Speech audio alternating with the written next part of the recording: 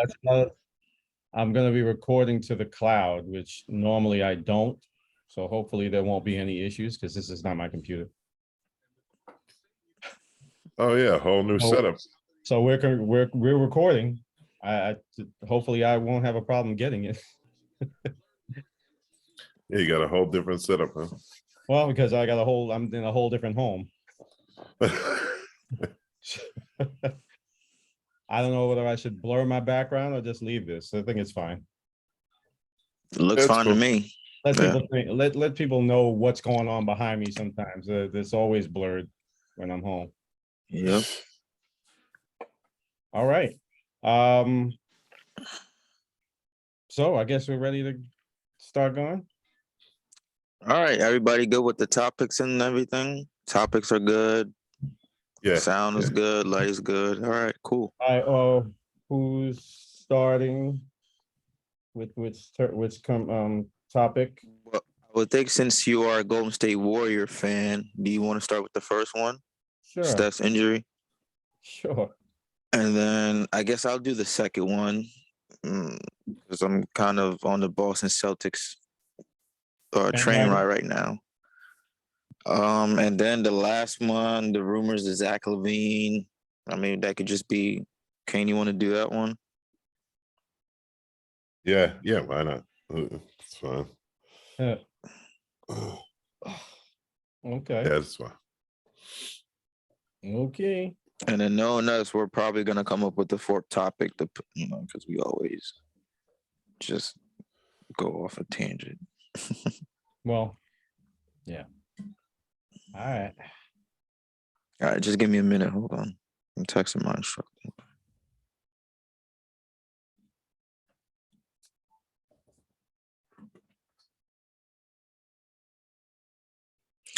Okay, I'm ready. We're good. Yes. Yeah. And we're Ladies and gentlemen, sorry. you good. Yes. Ladies and gentlemen, welcome back to another edition of the Hoops All In podcast post Christmas. I'm your host, always, Worlands Francois. Joining us, Kane Legacy and Kyle Anthony. What's up, guys? How is your holidays? Mine was great, continues to be great. I hope everyone else's is just as equally as well, and everyone's receiving blessings. Very well said. Yeah, mine was good too. Looking forward to the new year. Looking forward to starting things off with a bang. So, yep. It's funny. Does anybody ever say, "God, I'm not looking forward to next year"? Like, I mean, like, in general, I mean, like, in generally speaking, if there's something specific you might not be looking forward to, that's one thing. But like in general, it's like, no, I don't want to see this year leave. I don't want another year to come. I'm sure Tory Lanez is thinking that right now. Oh no, let's not start this off. No, let's not start this off. He'll have plenty of time plenty of years know where he knows exactly what he's going to be doing. So anyway, That's true. Oh yeah. Anyway, and what did this turn into the shade room all of a sudden? The Shady Bunch. Anyway, let's go. All right. Well, hey, we're about a couple days from the new year, so as you said, a lot of blessings will be coming our way. But let's get to it. So, Steph Curry is expected to miss a month with a shoulder injury. The Warriors had a great win over the Memphis Grizzlies on Christmas Day. Do you guys think that Golden State can hold down the fort until their all-star MVP can make his return? I definitely think so. They've done it before. I don't know. People kind of feel like the sky is falling right now, but they've done it before, and I think it's probably a lot of people feel that way because they're the defending champions. So they're like, "Oh wow, what a fall off!" And now Steph is injured. I don't think. I mean, they had some alarming losses in their last road trip, but I think it's a combination of things in terms of integrating the newer players, more so into the rotation and dealing with having basically your sixth man in Jordan Poole going into the starting lineup because Steph is injured. Sometimes it can cause a little disruption, but I think overall, Steve Kerr is definitely a coach that can pull it together. These guys, they've been there, done that. They're all familiar with each other, particularly Clay and Draymond. And I don't think there's going to be some kind of problem that sinks their season at all. Yeah, I agree. I don't think that.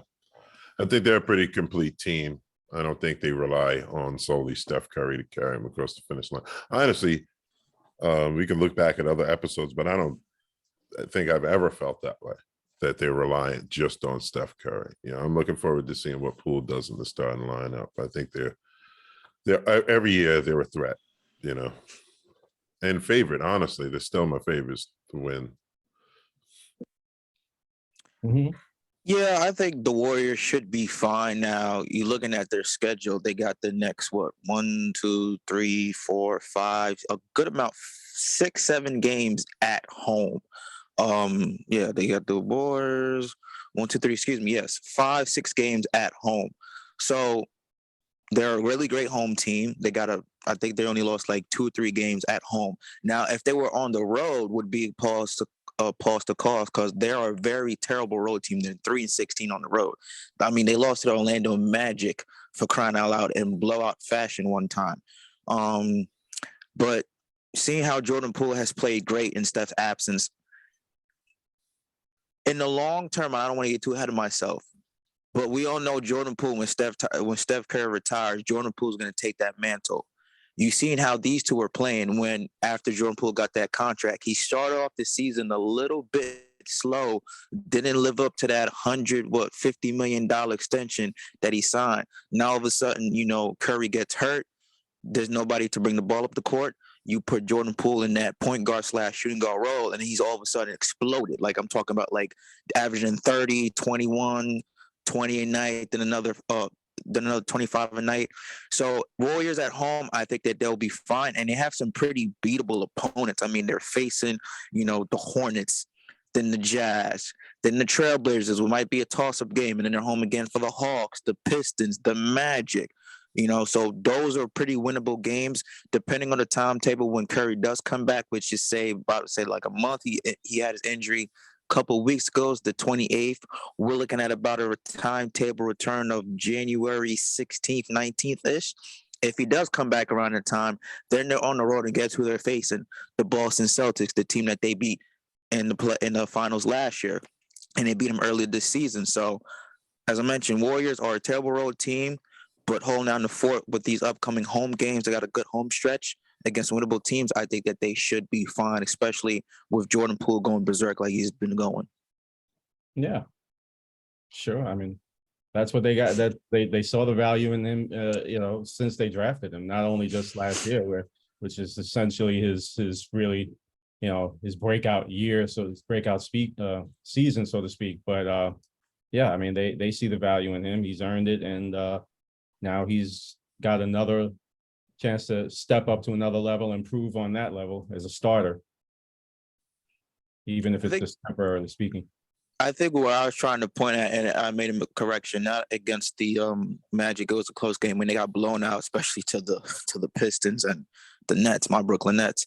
I think that with Jordan Poole and Steph Curry, they can't play together in terms of, when Steph Curry was starting off the season berserk, MVP candidate, Poole wasn't really showing that he was worth that contract. Wiggins was playing great.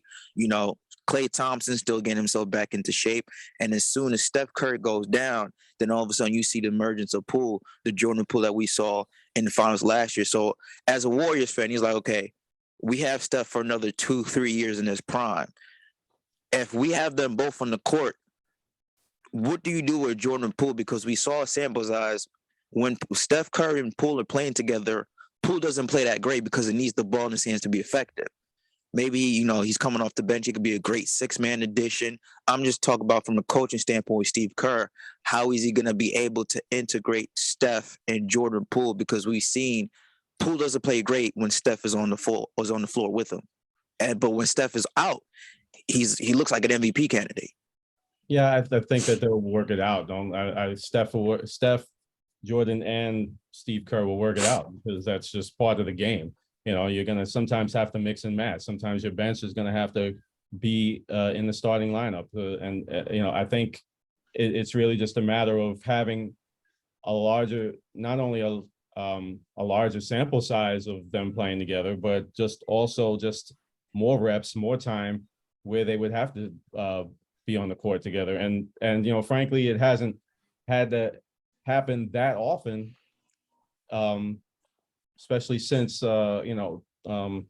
Clay is back, and he's although he has some rest games, I don't think it's going to be some kind of ongoing thing where it's like, oh my God, the chemistry is bad. And so many teams now are rolling out 2 point guards, 2 playmakers in the backcourt or and such, and they're even if it's a wonky start, ultimately they figure it out and get it together.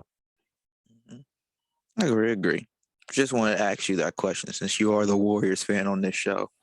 All right, continuing on, we're going to take it to the Eastern Conference. The Boston Celtics currently have the best record in the league at 24-10.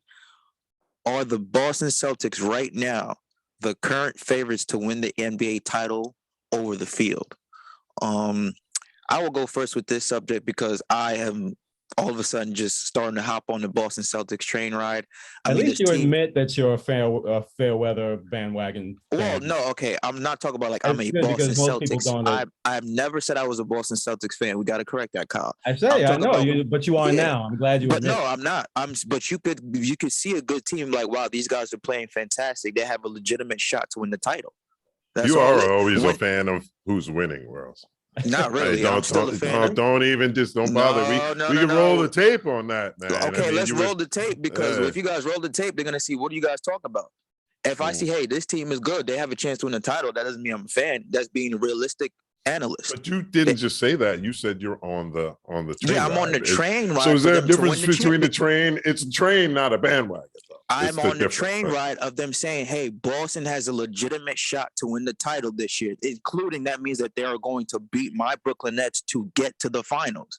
That's called being a realist, not a out of the blue fan like the Golden State Warriors and the Phoenix Suns fans that we got over here. It's called being a realist. What do you when mean you see a team is cooking, it's like, wow. What does that mean, out of the blue fan? What does that mean? Yeah, I mean, I've been a Phoenix Suns and Celtics fan for years, bro. Now you're a Celtics fan?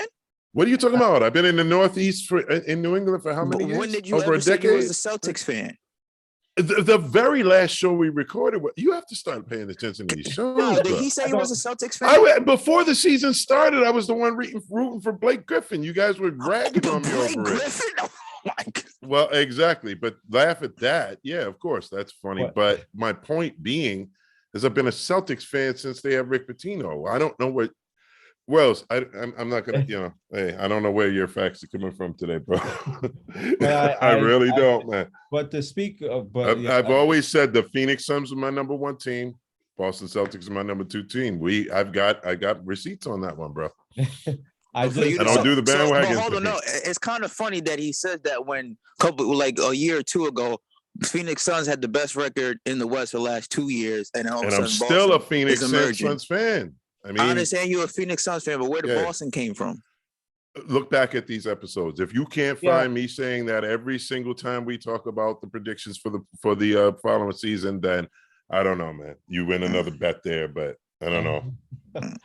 I mean, just on a personal note, I do know that. I mean, it's not so much that it has to do specifically with geography, but I do know that begrudgingly, even though he was born and raised in New York, since he's been living in the New England area, he's been a Boston Celtics fan. I do, I can't vouch for that. But just in, if we bring it back to me, if I may, I've said it, I've pointed this out several times that I've been a Golden State Warriors fan since the Believe team, which was how many years ago? And I've stood by that. And, I've never been a bandwagon fan, for crying out loud. I grew up a Knicks fan, and I've been a Golden State Warriors fan for the last 15 years or so, whatever.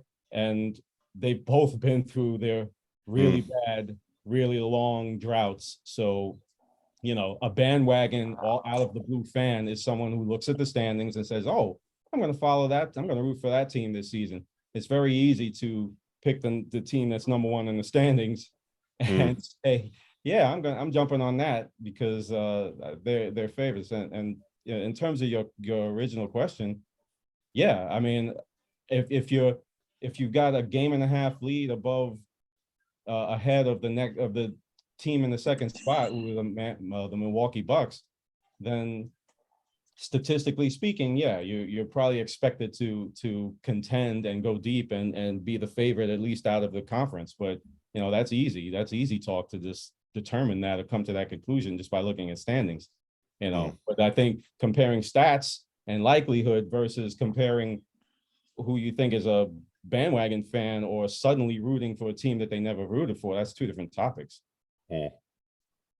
Just Yeah, I mean, at the end know. of the day, it's like you know, like I was a Celtics fan when they were riding with Paul Pierce and they were last, they had the worst record in the league, and then 2008 was my favorite year. Antoine You Walker. know what I mean? Yeah, Antoine. Stand Oh up. man, yeah, right. Heartbreaking. You know, Doc Rivers, all of that. I was there for all that. But I mean, at the end of the day, like if we're talking about just strictly based upon this year, I still have to say I don't favor them to win it all. Am I rooting for them to win? Yes, but I'm rooting for the Suns to win it all That's too. not gonna happen. You know, but I mean, see, you know, I mean, like at the end of the day, the reason if you're right, it's not going to be the Celtics that stop them. It's going to be the Warriors. You know, that's Maybe the Clippers once they get maybe their act possibly. together. I will have to agree with you on that. Possibly the Clippers could, but you know, I mean, like the Celtics, it's way too early in the season. You know what I mean? It's too many injuries going to happen, and Jason Tatum is carrying a large part of that load right now. You know, so we'll have to see. Well, before I even answer my question, because I said, are they the favorites? Well, as we said, at this right now, where we're currently constructed in the season, we still have 2/3 of the way season left to go. We have all of January up until March, April. Obviously, anything can happen, knock on wood. But right now, if we had to bet, we're just making predictions. Boston Celtics look like a complete team. Marcus Smart has formed into that point guard that they needed to be. He's averaging about 5 or 6 assists a game. Jason Tatum right now is a legit front runner for MVP. He's averaging 30 points a game, and they're winning, you know, and he's playing on both ends of the court, offense and defense. Jaylen Brown looks like another legit all-star. Looks like he's going to be another all-star this year as well, too. They got front court. Robert Williams that just came back. So that's another shot blocker. Hopefully, you know, if I'm Boston, if he gets back into shape and gets his feet back under him after his knee surgery, he's going to command a good $15-20 million in offseason. Grant Williams, another spark off the bench. You got Malcolm Brogdon, another point guard off the bench. Like, you look at this team from top to bottom, they don't have a weakness. And you see they're playing so great, and they have a chip on their shoulder where they're coming to the season with the vengeance because they are mad about what happened in last year's finals, losing to Kyle's Golden State Warriors. Any team who loses like that in the fashion that they did, knowing Jason Tatum didn't perform up to his standards, are going to come back this season with a chip on their shoulder. You know what I'm saying? That's all I'm saying by that. But when I say, hey, well, you know, I'm on the train because when I say I'm on the train ride, as a fan, you have to know, wow, that team is playing fantastic. And for them to get to where they want to get, and that's an NBA championship, they're unfortunately going to have to run and beat my team, which also has the same goal of trying to win a championship. Right now, they are better than my Brooklyn Nets. They're playing better complete basketball than my Brooklyn Nets. Hell, they're playing better complete basketball than everybody in the league at this moment in time. So that's all I have to say about, you know, hopefully nobody gets hurt, really knock on wood, because injuries are part of the game. Everybody stays healthy. You know, Coach Mazzulla is doing a great job continuing to execute the game plan that they had last year. And that win against the Milwaukee Bucks on Christmas Day at home. Now, you say they didn't have Chris Middleton. Okay. Chris Middleton hasn't really played so great this season on the games that he had played. You know, he's plays a couple games and he's out. He's in, he's out. I think right now how Boston is playing, the team currently constructed, I think that they have a legitimate good shot, barring injury, knock on wood. I think that they have a legit good shot to get out the East, and we might see another rematch of Celtics Warriors and maybe Celtics Grizzlies or Celtics Clippers. But I think right now Boston is the best team in the East. To be fair, your Nets are on like a 8-game winning streak, man. That's I know. Yeah, I'd have to. Oh, I'd have, believe- yeah, I couldn't count them out at this point, the way they've been playing, like, honestly. Yeah. So, but as far as the Celtics being the favorites to win the league, as much as I would love to see it, I don't believe that. But Who do you think is in their way to possibly stop them? the Nets won. You think the Net? Definitely out of the East, the Nets, the Bucks, you know. I just, at this point in the season, we started off here last year. You know what I mean? And I think that, wasn't it Celtics 1, Bucks 2, or Bucks 1, Celtics 2? Last year, they were a threat. The Celtics will be a threat for a long time. But I mean, the Nets, you can't count them out in the East. I favor the Nets coming out of the East this year. I'll predict that. Looking at the standings right now, you guys are sleeping on another team. You didn't mention the Cleveland Cavaliers too. I think Yeah, that they're true, also a true. legitimate threat. I agree. Mitchell has been playing out of his mind since I Yeah. don't know why he's not in the mention of MVP too. I mean, with their third 22-12, they're 7-3 in their last 10 games. Cleveland, and that team is young. They're gonna be around for a while, but just knowing how Boston has gotten that championship, playing in the finals, that championship tournament experience by playing in the finals, they really want to right the wrong. So that's why I'm going. But yeah, hey, if the Nets win, I'll be all happy right there. Right now, we are playing great basketball. I'm happy we're on an 8-game win streak. We look like the real team in New York. KD's balling, Kyrie Irving's balling. We had no outside distractions so far. Team is loaded, so I'm good. Because there's someone there that you mentioned that finally grew up and realized he should really make priority, his priority number one being basketball during basketball season and keep his mouth shut for the most part. And I'm not saying the shut up and dribble thing. I'm saying that a lot of that distraction was completely unnecessary. And I think he lost his focus, which he obviously has back. That's all I'll say about that. And I'm hats off to him, because good for him that he's got his focus back, because his main priority from October through April, May it should be basketball, and not anything else in his personal life that takes away from that becomes public. It doesn't have to become public. Hold on, I got a question for you. Even though you said it is not like a shut up and dribble kind of thing, in a way, people are watching this. Well, it kind of came from that point. So say, again, we're going to knock on wood, say for another traumatic event happens in history, like another George Floyd thing, or something happens against the Black community. You see all these other athletes are speaking up because they spoke up when the George Floyd incident happened. They did. And you looking at Kyrie, and Kyrie doesn't say nothing. He's like, nope, I'm just focusing on basketball. Are we going to be like, okay, well, you know what, Kyrie, everything that happened to you get a pass? Or are we going to be upset when he doesn't say anything in that situation? I think because in a way we look at athletes to be a voice for the voiceless because they have a huge platform that we don't. We have a platform, but it's nowhere near on the level that they do. Let me clarify, I guess, what I failed to say, which I know I've said within the last couple of episodes, was you did. That he sometimes comes across as if he forgets that he has such a huge platform. And he has, because he is a worldwide sports star, he thinks that he acts like he shouldn't be held accountable for what he says through social media or what his choices are that affect his status as a member of a sports team, someone who is supposed to think, when it comes to playing basketball, supposed to put the team first and think about those interests as well, and be responsible, be accountable for what you say in the public eye, because you have such a huge platform. You have people that are looking up to you. You have people that are leaning on your every word, for better or for worse. And that's what I meant in this sense. Of course, everybody should speak if they have a right to speak.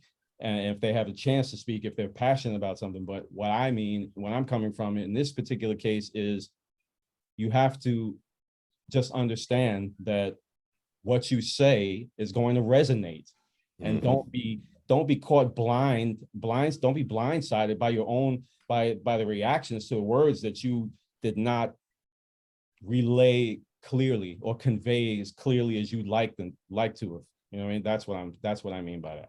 You have to be held accountable and be ready for repercussions or blowback or whatever it is, and not pout about it if you're not getting the response that you expected to get. Yeah. but you should expect some type of response and be prepared for it. That's what I meant.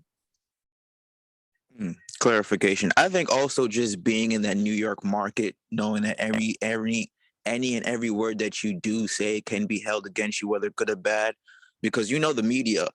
If it's a boring day in the office, they're gonna look for what? What's that C word? Controversy. Controversy creates cash. Well, yeah, I That's- mean, In a way, it does. Like so, well, and if they're it's one of the largest media markets in the world, and yeah, you're not gonna have two reporters and with recorders and such in the locker room after or before a game. You're going to have 15 to 20, and so yeah, there's a big difference between playing there versus playing in Cleveland. And no disrespect to Cleveland or Orlando or any of the smaller media markets. Mhm. But yeah, you have to be prepared for this, and I think at this point, it's fair to say that Kyrie has transcended the size of the market that he's playing in. So, like I said, coming back to my point, he has to be prepared to take ownership of what he says when he puts it out there, and not be and wonder why people might not react the way he wants them to.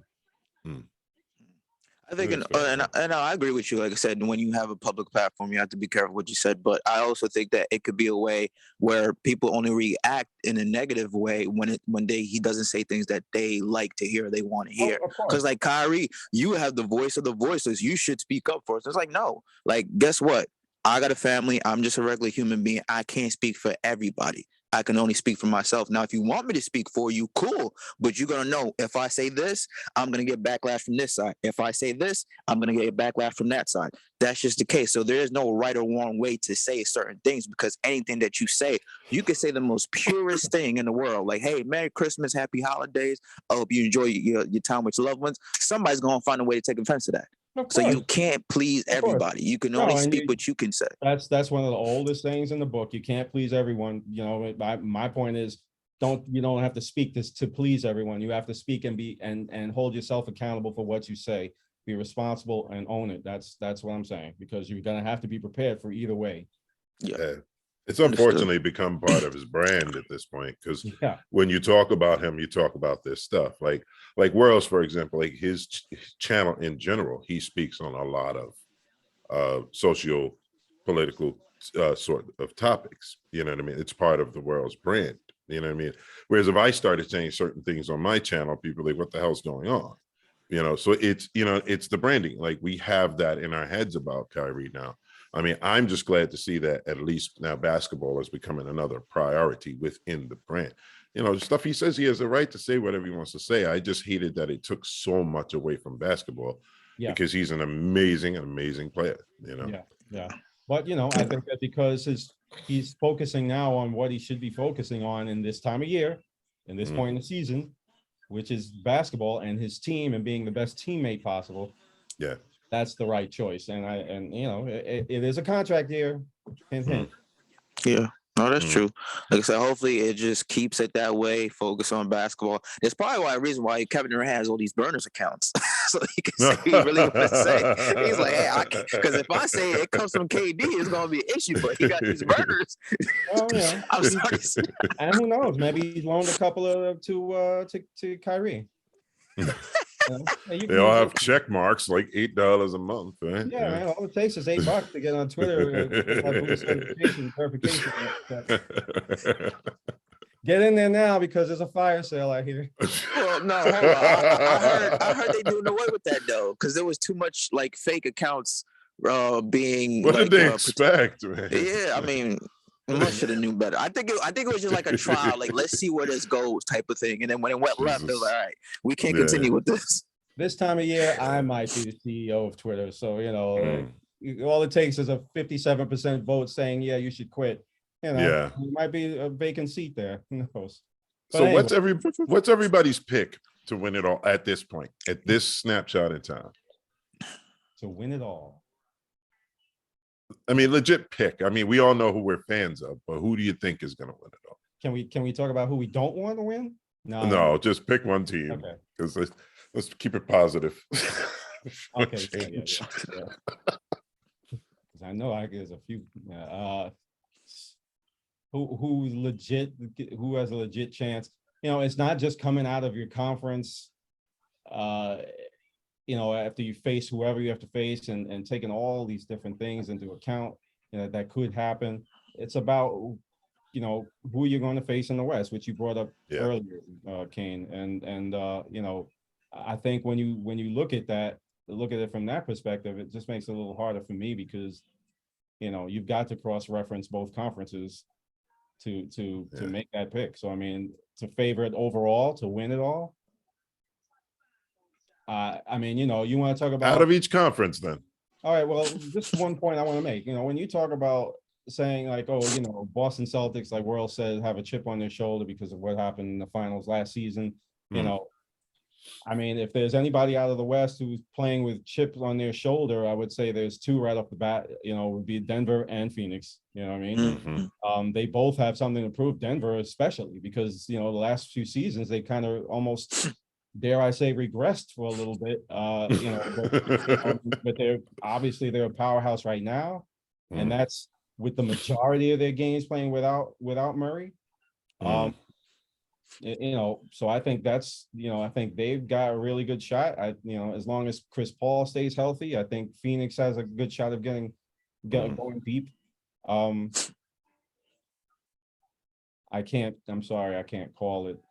All right. West is that Too deep for early. you? Too early? That deep? Too much Yeah, parity? I would rather revisit this after the All-Star break, at least. I can predict Golden State versus the Nets. That's my first prediction with a backup plan. If like I would something, because love we've that. learned in the last couple of years, wild cards happen. And I what would the say that- subplot would be with that. It's like, oh, KD Yeah. versus his old team. That would be sick, though. It would. I would absolutely love It would that. pay. That would be the biggest ticket. And I would bring both of you to San Francisco to watch. I'm down with that. And agree. if I can't get tickets to a game, then we're going to the parade. All right. And my number 2 out of the West is obviously Phoenix, and my number 2 out of the East is Boston. All right. I mean, hey, if we can't go to San Francisco, we know at least play 2 games here at the Barclays. So Right. We're gonna come Well, down I'm to in Brooklyn. Yeah. If But, everybody okay. plays. What about you, Wells? Too early to call for you? I mean, right now, like I said, I think Boston, just how they playing at this moment right now, they look Snapshot, yeah. real good. But so I had to say, like you did a 1-2. One would be, I think, Golden State once Steph Curry comes back. And again, you never ever knock out the defending champions. So I could see a rematch, Warriors and Celtics. And I had to say number 2, you brought up a good point. Denver has been really balling. Jokic is back. I mean, not Jokic is back. Obviously, he's balling. I meant Murray is back. I think what you said, Kyle, since they regressed, they didn't have Jamal Murray. They didn't have a true quote unquote quintessential But point I actually guard. not even I said within the last couple of seasons, because even before he got hurt, there was like every season they would get to the playoffs, but then they would fail to progress to the season, the round that they did the previous. So they were regressing in the playoffs, but now they're back with a vengeance. My only point, I'm sorry to cut you off. No, go ahead. Point you gotta just keep in mind is, you could talk about, I mean, this is not a revelation. But I mean, whereas the last 10, you've got Denver at 7-3. The last 10 for Boston, they're a 500 team in their last 10. So whereas the so Nets are 90% sometimes it- in their sometimes it last comes 10. down to your matchups and there's a whole lot of other factors to be involved. But yeah, I like you guys' predictions, and I respect that. You gotta understand though, Boston started the season crazy hot. I mean, they was like undefeated. They started like what 10-1 or like 12-1, something like that. At one The point, Nets are almost there Yeah. now. Like the but I Nets said are the season is a 90%. marathon. So if they're 500 in the last 10 games, Yeah, you expect little bumps and roads. It's a very, very long season. You know what I'm talking about? And like I said, and to go back to your point where they would go into the playoffs and get bounced at the first round, I think there was a transitional period because Jokic started to get that rise and Murray was there. So it was kind of like, okay, is this your team? Is this your team, Jokic? Or is this your team, Murray? And obviously, after Murray went down with that ACL and Jokic won his first MVP, it was clear cut in the size. Okay, this is Nikola Jokic's team, and Murray's going to have to play second fiddle. I think that was why they were just trying to figure things out. You called that years ago. Well, a couple of years ago, you called that one. So yeah. Yeah, you were calling it Jokic team from day one almost. So, I thought it was gonna be Murray's team. You know, Kentucky high draft pick, but then you see that little Joker just all of a sudden yeah, popping triple exactly. doubles left and right. I'm like, wait a minute. It's kind of like the same situation in Minnesota. Like it's Cat's team, but then you see, you know, Ant just slowly, gradually rising up. Then it's like, okay, whose team is it? Is it Cat or is it Ant? And if Ant somehow wins MVP in the next few years, that discussion is gonna be over. Mm. All right, Well, let's. one of them play some kind of defense. Anyway, moving on. Oh man. Oh God, man, you like the Grinch today. You just The Grinch. He You called like him the the Grinch. oh my God, just covered with haymakers left and right. Yeah, Uh, he's on a roll today. for real.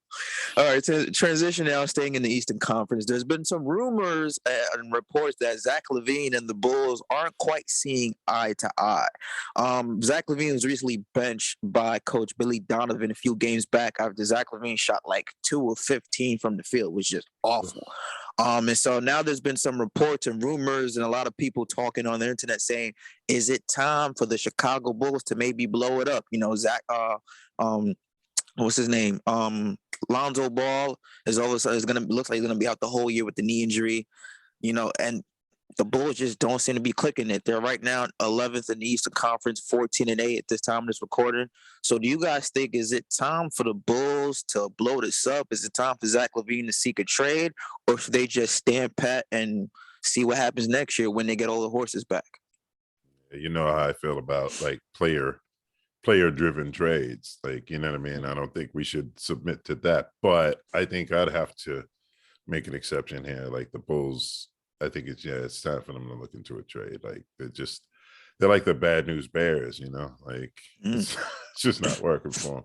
And they were so good, you know, again, it's one of those teams that's good on paper, but it just doesn't materialize. And when that happens, it's a failed experiment. Got to shuffle the cards, you know. So I agree, but not because any player. Yeah, I know, right? The Bulls, like, we were back on the map, like. But yeah, I don't think it should be player driven. But yeah, if he shoot, what did you say? Where else? 2 for 15? He shot like 2 for 15 one game and didn't make like a basket in like the third or fourth quarter, and then Billy Donovan just pulled him out. He's like, if yo, I you did that in a pickup game, I wouldn't be picked for the next 5 games. Like that's abysmal. So yeah. So yeah, I think it's time for them to look at the trades. I think so winning cures everything, as they always say, and you know, they went on a nice little streak recently. You know, again, you're winning games. Nobody talks about who plays subpar defense, so you know whether or not what's going on in the locker room. Nobody cares about that until a losing streak comes in. Then it's like, oh, wait a minute. Oh, you know what this one is said. You know what this one is saying. What did this one mean when he said this and on social media, or he posted this meme or whatever? You know what I mean? So yeah, do we seek out a trade just because all of a sudden there's a, you know, bump in the road? I mean, I respect Billy Donovan and his decision for doing what he did. If you're trying to put your team in the position to win, whether it's your star player or not, yeah, you of course, yeah, your money maker, your you know, the salary guy, the one of the faces of the franchise, you bench him for a quarter, you suck that up and you say, okay, you know what? Yeah, you know what? I didn't play well. Of course, you want to be on the court, but you have to understand, if you don't play well, respect the coach's decision. Now, if you're playing well enough when you know, when you're on the court and suddenly you get DNP's coach's decision and you don't know why, and it's for several games, then yeah, to me, that's alarming. But to say, yeah, you know what, Billy Donovan yanked him because he wasn't playing well. Well, yeah, he wanted the team to win. He wanted to win the game, and Zach wasn't doing it. I don't see what the, you know, what the fire alarms are all about in throughout the league, or the whispers and things about this. It's like, you know, you need to know, if you're not playing well enough, respect the coach's decision to say, hey, you know what, you should say, you should be a stand-up guy and say, you know what, I didn't do well. I would have benched I should have taken myself out of the game. There's not a lot of humility like that in the NBA right now, man. But I'm saying, yeah, but you know what, say it, and even if it's not, I mean, you know, you always want to be, you know, you can't play hero ball and always expect to win. So, you know, it's like, yeah, you may, your feelings may be, you know, and your ego may be on the line because you signed this big contract. You've been there longer than your all-star, your fellow star teammates, but at the end of the day, you should want to put the team first. That's all I'm saying. But what is the ball without Zach?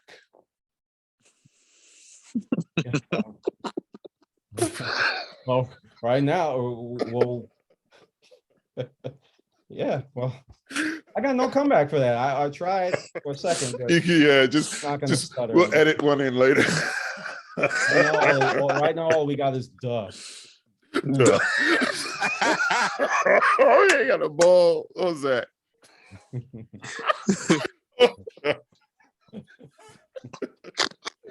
All right, I'm sorry, Worlds. I know you got to respond. No, that's funny. I'm laughing too. That shit's hilarious. Oh, Lord. Man. Yo, That's where one you for the guys come highlight up with reels these? right there. That's hilarious. Oh, I man. think right now all this talks of them possibly blowing it up, it's all just premature. It's just everybody just overreacting. Like I said, guys, You know, they don't have their starting point talking about guard, the Zach ball, we're talking about the ball, Zach, and we're talking Yeah, about the ball. okay. Oh, But like they don't have their starting point Rated guard. R. Like Lonzo Ball is not playing. He looks like he's not gonna play this whole year. And you got who's starting their point guard? This guy named Ayo Dusamu.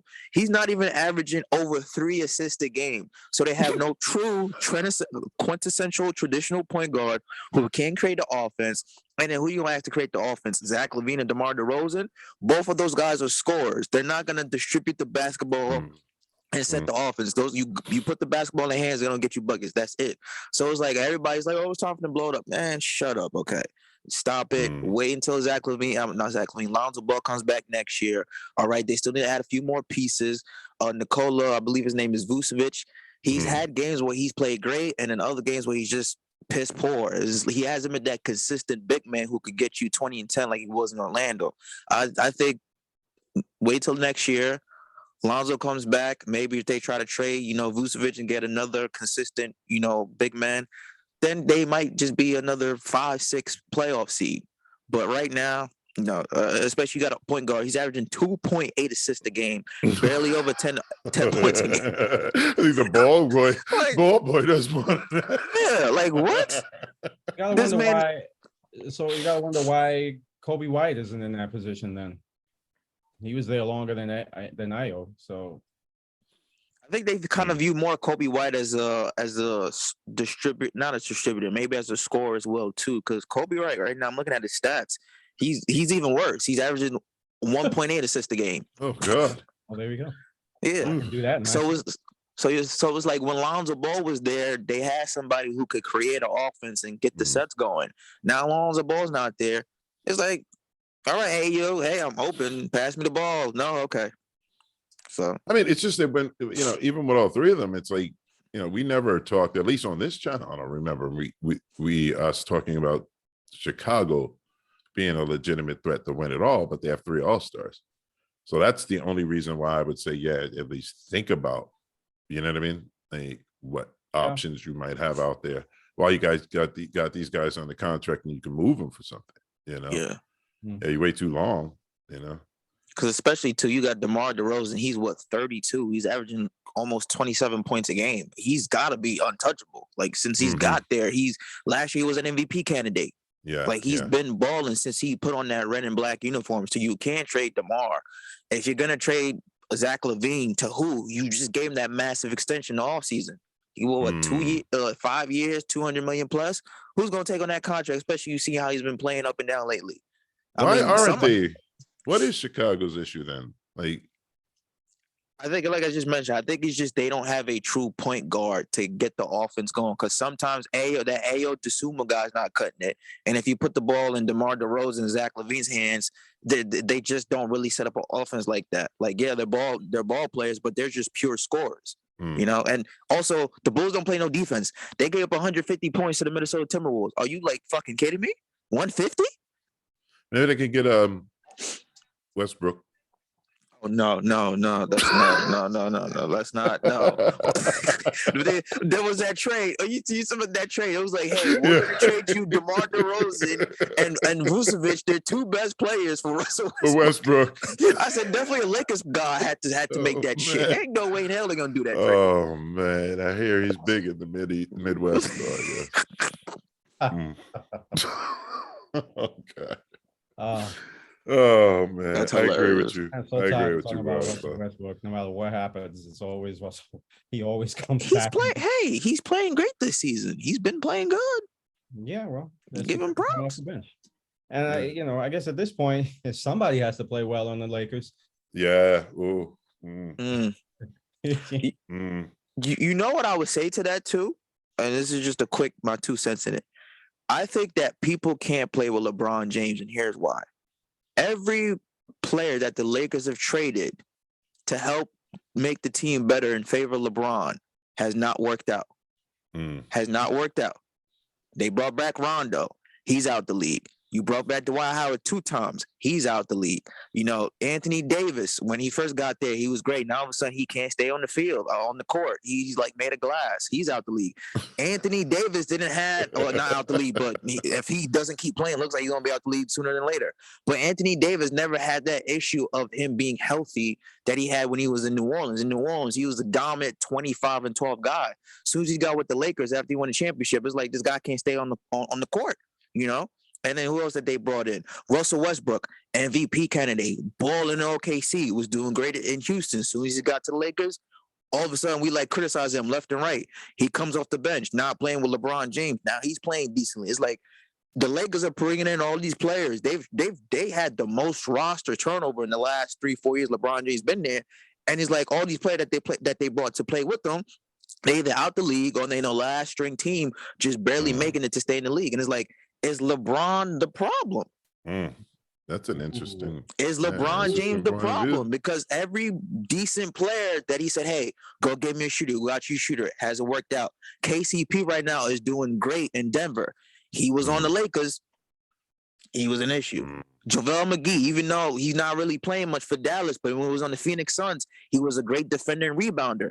When he was on the Lakers, it was like, is JaVale McGee really that JaVale McGee when he was in Golden State? So it was like every person that the player brings in, that the Lakers bring in to help LeBron James, they seem to just not play great with them. And it's like, hold on. At some point, we got to look at you like, oh, you the problem?